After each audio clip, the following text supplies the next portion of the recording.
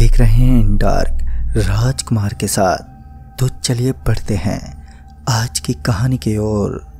दोस्तों, आज की कहानी है बिलासपुर गांव में रहने वाले एक 26 साल के मजदूर मनोज की। मनोज के परिवार में कोई नहीं है, वो अकेला ही रहता है। अभी तक उसकी शादी भी नहीं हुई है और उसके माता पिता का देहांत तब हो गया था जब वो 14 साल का था। हालांकि मनोज के पापा भी मजदूर थे, इसलिए वो भी मजदूरी ही करता है। मनोज को इस काम से कोई ज़्यादा कमाई नहीं होती है, बस उसका घर चल जाता है। लेकिन उसने सोचा वो अभी तो अकेला है, इसलिए इतनी कमाई में खुश है, लेकिन शादी के बाद तो उससे कुछ नहीं होगा, इसलिए वो काम की तलाश में मुंबई जाने की सोचता है। अब मनोज को ना ही तो कोई ज़्यादा जानकारी थी, क्योंकि वो तो कहीं गया ही नहीं था।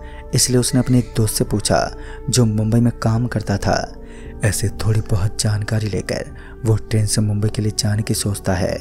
वो अपनी जो थोड़ी बहुत कमाई थी उसे ले लेता है और अपने पड़ोसी और थोड़े बहुत रिश्तेदार थे उन्हें बता देता है कि वो मुंबई जा रहा है और वो निकल पड़ता है। सबसे पहले मनोज रेलवे स्टेशन पहुंचा और वहां जाकर वो ट्रेन का इंतज़ार करने लगा।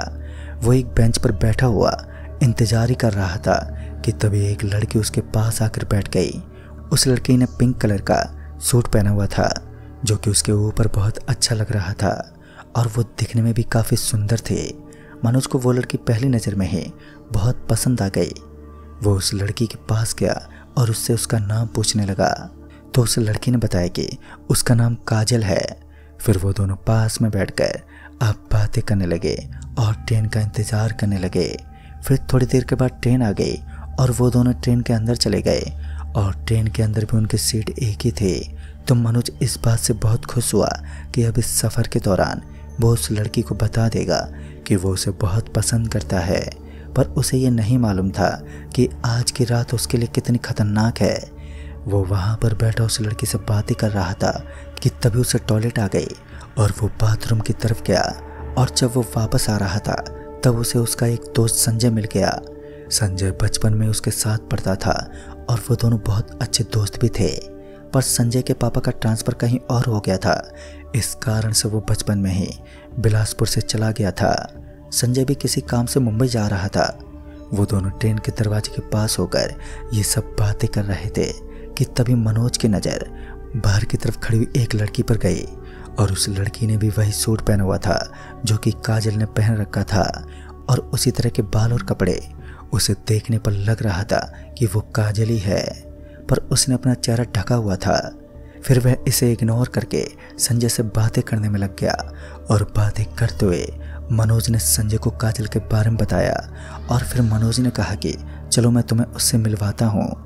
वो दोनों जाने लगे कि तभी संजय को ट्रेन से बाहर एक लड़की जिसने पिंक कलर का सूट पहन रखा था वो ट्रेन के साथ भागती हुई दिखी और वो संजय की तरफ देखकर हल्का सा मुस्कुरा रहे थे।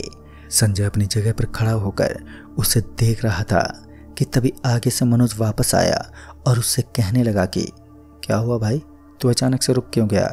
तो संजय ने कहा कि उसने ट्रेन से बाहर एक लड़की को ट्रेन के साथ भागते देखा है और वो अचानक से बहुत तेज भागते हुए ट्रेन के पास से गुजर गई। तभी मनोज उससे कहता है कि तुझे कोई वहम हुआ होगा, कोई लड़की ट्रेन के पास से होकर उससे आगे कैसे निकल सकती है। इतना कहकर वो दोनों मनोज की सीट की तरफ जाने लगे। वहां जाकर काजल को देखकर संजय एकदम से शॉक हो गया। वो काजल की तरफ देखते ही इस तरह से शॉक हुआ कि मानो उसने कोई भूत देख लिया था। संजय मनोज का हाथ पकड़ते हुए उसे काजल से दूर लेकर गया और कहने लगा कि उसने अभी थोड़ी देर पहले जो लड़की देखी थी वो ट्रेन के साथ भाग रही थी और वो लड़की कोई और नहीं बल्कि काजल ही थी। ऐसा सुनकर मनोज हंसने लगा और कहने लगा कि क्या मजाक कर रहे हो, भला ऐसे कैसे हो सकता है, काजल तो ट्रेन के अंदर थी। तभी संजय ने कहा कि यह लड़की कोई आम लड़की नहीं लगती, तो उससे दूर हो जा। और तभी संजय ने अपनी जेब से एक धागा निकाला जो लाल और काले रंग का था और उसने मनोज को देते हुए कहा कि वो मुंबई जाने से पहले उनके गुरुदेव के पास गया था, तो उन्होंने ये धागा उसे दे दिया था। तो एक मेरे हाथ में बंधा हुआ है और एक तो अपने हाथ में भी बांध ले। तभी मनोज उस धागे को वापस से संजय की जेब में रखता है कि तभी वो उसके हाथ से छूट जाता है और उड़ता हुआ वो धागा ट्रेन से बाहर चला गया। तभी संजय ने कहा कि तू मेरे हाथ में बंधा हुआ धागा ले ले और अपने हाथ में बांध ले।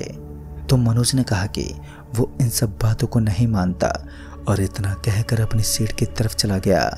उस दिन वैसे तो उस बोगी के अंदर बहुत सारे जने बैठे हुए थे, पर फिर भी संजय को मन ही मन में डर लग रहा था और उसे अपने दोस्त की फिक्र हो रही थी। इस कारण वो मनोज की सीट की तरफ जाने की सोचता है। वो अभी भी वहीं दरवाजे के पास ही खड़ा था कि तभी किसी ने उसका हाथ पकड़ा और बाहर खींचने ही वाले थे कि तभी अचानक ही उससे संजय का हाथ छूट गया। संजय ने बाहर देखा कि उससे पहले ही वहां से सब कुछ गायब हो गया। बस उसे किसी लड़की का हाथ दिखा था। वो समझ गया था कि कोई लड़की ही थी जो उसे बाहर खींच रही थी, पर उस धागे के कारण वो उसे कोई नुकसान नहीं पहुंचा पाए। वो मनोज के पास गया और उसके पास जाकर उससे बैठकर बातें करने लगा कि तभी उसकी नज़र काजल के हाथ पर गई और उसके हाथ की हथेली को देखकर ऐसा लग रहा था कि मानो वो अभी किसी चीज़ से जल गई हो। तभी संजय उससे कहता है कि ये आपके हाथ को क्या हुआ है।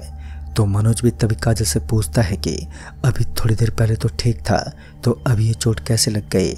तभी वो कहती है कि ये तो पहले से ही लगी हुई थी, आपका ध्यान नहीं गया होगा। तो मनोज ने कहा कि हो सकता है कि मेरा ध्यान नहीं गया होगा। संजय को अब समझ में आ रहा था कि यहाँ कुछ तो सही नहीं है और अब वहाँ पर बैठे बैठे उसे घुटन सी लग रही थी। तभी वो वहाँ से उठकर वापस दरवाजे की तरफ जाने लगा और थोड़ी देर तक वो दरवाजे के पास खड़ा रहा कि तभी काजल फिर से ट्रेन के बाहर से भागते हुए उसके पास आई और जैसे उसके पास आई तो वह अचानक से हवा में उड़ने लगी और उसकी तरफ देखकर वो मुस्कुराने लगी और उसकी ये मुस्कुराहट और उसे इस तरह हवा में उड़ता हुआ देखकर संजय के तो रोंगटे खड़े हो गए। वो ना तो अपनी जगह से हिल पा रहा था और ना ही वो कुछ बोल पा रहा था। अब उसकी तो आवाज़ ही बंद हो चुकी थी कि तभी काजल की हल्की सी मुस्कुराहट एक डरावनी हंसी में बदल गई और वो ज़ोर ज़ोर से हंसते हुए वहाँ से चली गई। संजय जल्दी से मनोज के पास गया कि तभी उसने देखा कि उस बोगी के अंदर बैठे हुए सारे लोग अब मर चुके हैं। सभी के सिर से खून निकल रहा था। ऐसा लग रहा था कि मानो किसी भारी चीज़ से उसके सिर पर किसी ने मारा हो, पर किसी के भी चीखने की आवाज़ उसे सुनाई नहीं दी थी। और थोड़ी देर पहले तक तो सब कुछ ठीक थे, तो फिर अचानक से वो कैसे मर गए। ये सब देखकर तो उसके होश ही उड़ गए थे। वो जल्दी से मनोज की सीट की तरफ गया तो वहाँ का नज़ारा देखकर उसकी आंखें खुली की खुली रह गईं। उसे एक पल के लिए थोड़ी खुशी भी हुई कि मनोज अभी तक जिंदा था, पर काजल ने उसका गला पकड़ रखा था। संजय जल्दी से मनोज का गला छुड़ाता है और उसे अपनी तरफ खींचता है और उसे बचा लेता है कि तभी काजल को बहुत तेज गुस्सा आने लगा और उसका पूरा रूप बदल गया। उसके बाल और नाखून बहुत ही बड़े बड़े हो गए और उसकी आंखें बहुत बड़ी बड़ी और एकदम से काली सी हो गईं। पूरा चेहरा एकदम से सफ़ेद पड़ गया और उसके बड़े बड़े दांत बाहर निकल गए। उसका ऐसा रूप देखकर तो संजय और मनोज हक्का बक्का हो गए। उन्हें समझ ही नहीं आ रहा था कि वो अब यहाँ से कैसे बचे कि तभी अचानक से वो ट्रेन ज़ोर ज़ोर से हिलने लगी और इतना ज़ोर से हिल रही थी कि वो दोनों वहाँ से भागकर नीचे भी नहीं कूद सकते। अब तो वो वहाँ पर ही इधर से उधर नीचे गिरने लगे कि तभी काजल आकर संजय को मारने की कोशिश करने लगी, पर जैसे ही उसने संजय को हाथ लगाया तो उसे एक जोर का झटका लगा और वो पीछे हट गई और फिर वो मनोज की तरफ गई। संजय भी मनोज को बचाने के लिए उसकी तरफ गया, पर ट्रेन के इतने ज़ोर से हिलने के कारण वो आगे नहीं बढ़ पाया और बार बार अपनी जगह पर ही गिर गया। फिर भी बहुत कोशिश के बाद वो उसके थोड़ा आगे जा पाता और वो थोड़ी देर के बाद वो मनोज के पास पहुंच गया और वो उस चुड़ैल का हाथ पकड़ता हुआ मनोज को बचा लेता है। पर वो जैसे उसका हाथ पकड़ता है तो वो अचानक से बेहोश हो गया और फिर थोड़ी देर के बाद जब उसे होश आया तो वो उसी स्टेशन पर होता है जहाँ से वो ट्रेन में बैठा था और अब वो उस ट्रेन से बाहर था और बिल्कुल ठीक था। पर मनोज ट्रेन के अंदर ही रह गया और उस चुड़ैल ने शायद उसे मार दिया था। आज संजय ने अपने दोस्त को खो दिया था, पर उसे समझ नहीं आया कि वो यहाँ कैसे आया। पर यह तो समझ आ गया था कि उसकी जान उस धागे की वजह से ही बची थी। अगर मनोज वो धागा पहन लेता तो आज वह भी उसके साथ होता। उसे लगा था कि वो चुड़ैल और मनोज सभी उस ट्रेन के साथ मर गए और यह सोचता हुआ वो वहाँ पर बैठा हुआ था कि तभी कुछ लोग वहाँ पर उसके पास आए और उससे पूछने लगे कि वो इस तरह से वहाँ पर क्यों बैठा हुआ है। तो उसने उन लोगों को सब कुछ बताया। तो उन लोगों ने कहा कि यहाँ पर अक्सर ऐसे हादसे हर किसी के साथ होते रहते हैं और कुछ लोग ही ऐसे होते हैं जो यहाँ पर जिंदा बच जाते हैं, बाकी हर रोज़ तो यहाँ पर कोई ना कोई मरा हुआ मिलता है। उनकी ऐसी बातें सुनकर संजय उनसे उस ट्रेन के बारे में पूछने लगा। तो वो लोग थोड़ा घबरा गए और कहने लगे कि इस बारे में कोई उनसे कुछ ना पूछे तो ही अच्छा होगा, क्योंकि उसे यहाँ पर इस बारे में कोई कुछ नहीं बताएगा। तो संजय उनसे इसका कारण पूछता है।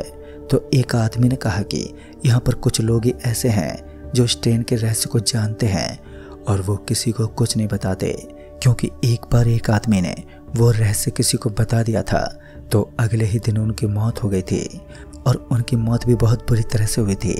तो संजय को अब समझ में आ रहा था कि वो चुड़ैल तो अभी तक भी जिंदा है। उसे लगा था कि ट्रेन के साथ वो भी मर गई होगी और उसके बाद से वो कभी भी उस स्टेशन पर नहीं आया था। तो दोस्तों, इस कहानी में बस इतना ही। तब तक के लिए बाय एंड टेक केयर।